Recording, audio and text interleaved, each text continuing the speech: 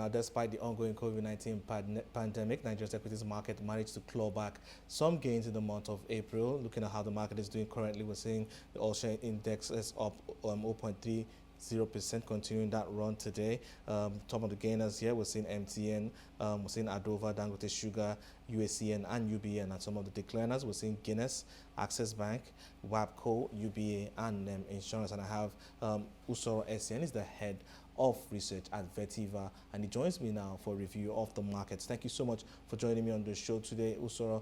Looking at the month of April, though, for you, what played out and what stood out the most?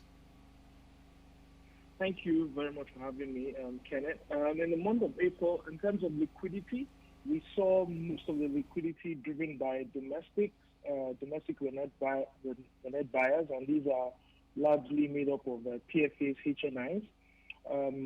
Foreign portfolio investors were net sellers in the month of April, and we suspect that will be the case for May, given the global risk-off sentiments that we have seen.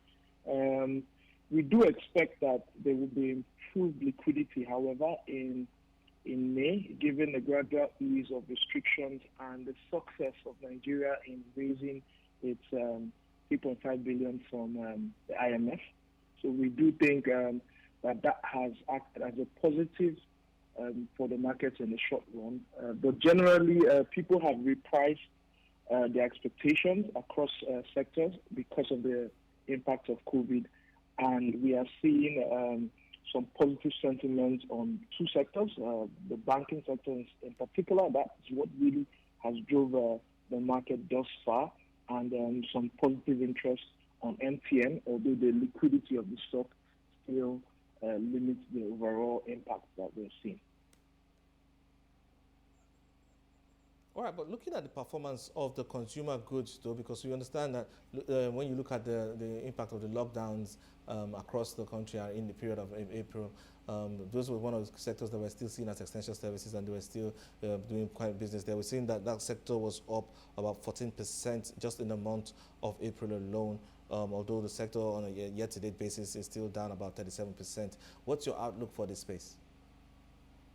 No, clearly. So what we've seen, a broader strategy by most investors that we have seen over the 2 months since we've started realizing the full impact of COVID is that investors were basically looking for distressed assets, and there was no sector that had more of these distressed counters than the FMCG sector.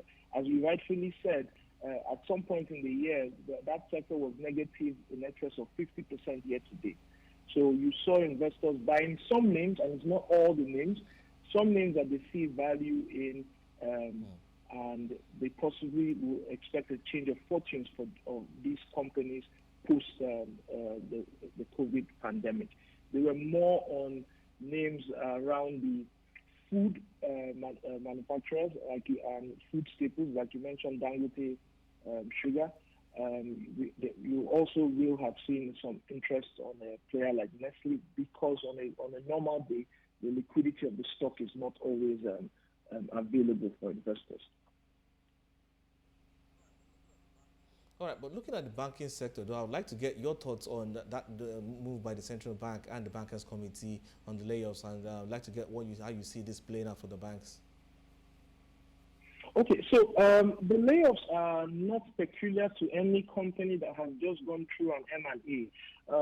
Rationalization of branches in terms of fixed assets is a normal savings that a bank would try to incur. If you look at Access Bank's cost-to-income ratio over the year, we saw that it ballooned from around 52% levels to 65% levels at the end of the year, and that only moderated to about 62 as of Q1.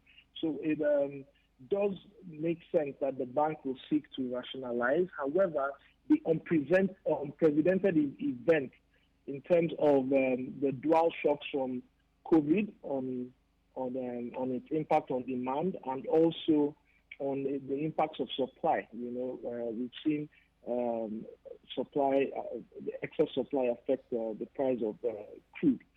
So, in a nutshell, the Bankers Committee has interceded because this case is unique and kind of peculiar. However, it is a well-known strategy that after an M&A activity, you do expect to streamline your operating expenses going forward.